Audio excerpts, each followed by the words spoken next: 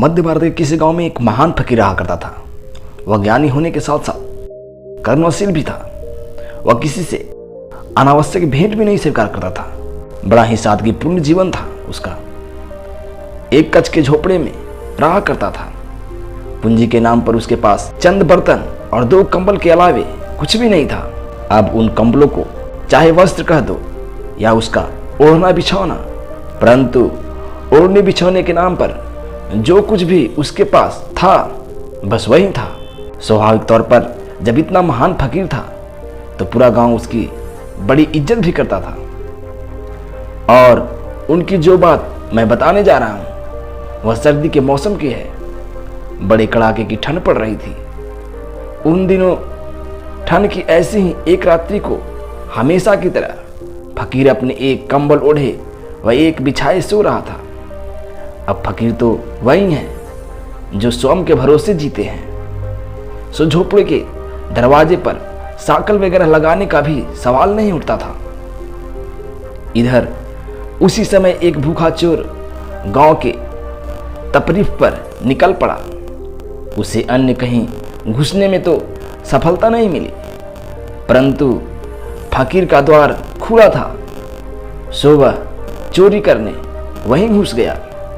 अंधेरे में 10 से 11 मिनट तक उसने पूरा झोपड़ा टटोला, पर उसे एक छोटा सा भगोना व टूटे गिलास के अलावे कुछ भी नहीं मिला।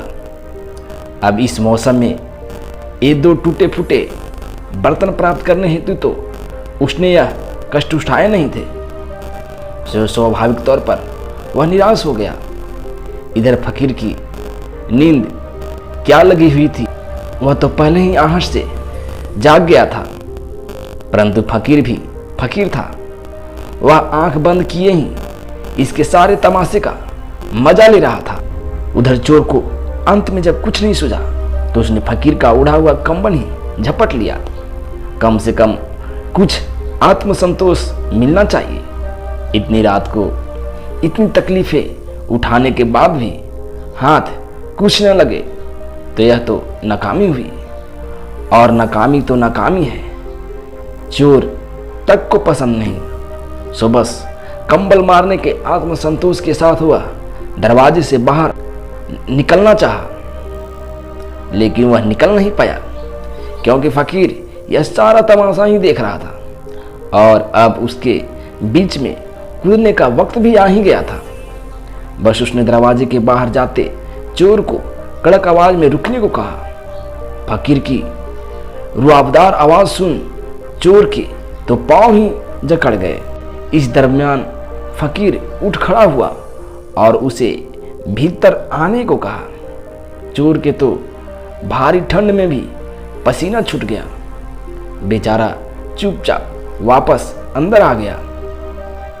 इधर चोर के चेहरे पर ऐसी घबराहट देखकर फकीर ने बड़ी विनम्रता पूर्वक उससे माफी मांगते हुए कहा, माफ करना भाई, तुम इतनी ठंड में इतनी दूर से आए पर मैं तुम्हारी कोई सहायता नहीं कर सका। घर में कुछ है ही नहीं जो तुम्हें संतुष्ट कर पाऊं। लेकिन अगली बार आना तो मुझे सूचना करके आना। आसपास से मांगकर कुछ एकत्रित कर लूंगा ताकि तुमको इस कदर निराशा लेकर न जाना पड़े। उधर चोर जो पहले ही फकीर की कड़क आवाज सुन घबराया हुआ था, अब ऐसा हसीन प्रस्ताव सुनते ही बर्तन के साथ साथ उसके हाथ से कंबल भी छूट गया। बौखला तो ऐसा गया कि बिना कुछ लिए ही भागने को हुआ। यह देखकर फकीर ने फिर गरजते हुए बोला, जो लेकर जा रहे थे वह सब तो लेकर ही जाना होगा, और हाँ, जाते वक्त यह दरवाजा जरा सरका देना ताकि मैं ठंड से बच सकूं। बेचारा चोर, वह तो रुआबदार आवाज के सम्मोहन में फकीर का हर हुक्म मानने को बाध्य हो गया था। उसने यह फेंका कंबल वे बर्तन फिर से उठाए और जैसा कि फकीर ने कहा था दरवाजा को सरकाकर चलते बना। यहाँ तक तो बात सब ठीक थी, परंतु जब सुबह होते होते वह चोर भी पकड़ा गया। वह तो पकड़ा ही जाना था, क्योंकि फकीर के कंबल से पूरा गांव परिचित था। स्वाभाविक तौर पर सबको उस चोर पर बड़ा क्रोध भी आ रहा था।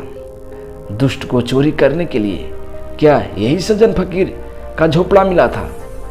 बस पकड़कर उसे पंचायत में पेश कर दिया गया। पूरी पंचायत भी चोर से सख्त नाराज हो उठी। सबको मन तो कर रहा था कि फकीर के यहाँ चोरी करने वाले को तो फांसी की सजा दे देनी चाहिए। खैर, उधर पंचायत में चोर की सजा को लेकर बकझकनी चल रही थी कि उधर उड़ते उड़ते खबर फकीर के पास पहुंच गई कि चोर पकड़ा गया है और पंचायत उसे सजा जल्दी ही सुनाने वाली है। खबर सुनते ही फकीर दौड़ा दौड़ा पंचायत जा पहुंचा। उसने वहां जाकर साफ कहा कि यह कंबल वे बर्तन उसने चुराए नहीं, बल्कि मैंने ही उसे ये सब ले जाने को कहा था। यह तो बड़ा ही सज्जन व्यक्ति है। इसने तो जाते जाते मुझे ठंड न लगे इस ख्याल पर दरवाजे तक अड़ा दिया था। खैर, फकीर के बयान के बाद पंचायत के पास चोर को सजा देने का कोई उपाय नहीं बचा था, सो चोर को छोड़ दिया गया। अब चोर सजा से तो बच गया, परंतु फकीर द्वारा करी गई करुणा में उलझ गया। पंचायत से निकलते ही उसका रो रो कर बुरा हाल हो गया। वह रोते हुए सीधा फकीर के चरणों में गिर पड़ा। यही नहीं, उसने फकीर से अपना सेवक बनाने की रट ही पकड़ ली। कुछ आनाकानी कर फकीर ने उसे सेवा का मौका देना तय किया और उसे अपने साथ घर ले आया। यह कहने की जरूरत नहीं कि उस चोर के साथ साथ फकीर के कंबल वे बर्तन भी घर वापस लौट आए थे। यहाँ तक तो ठीक था, पर घर लौटते ही फकीर उस चोर पर खूब हंसा और हंसते हुए बोला, देखिए मेरी चाल, मेरे कंबल व बर्तन तो वापस लौट ही आए, साथ में सेवा करने हेतु एक सेवक भी ले आए।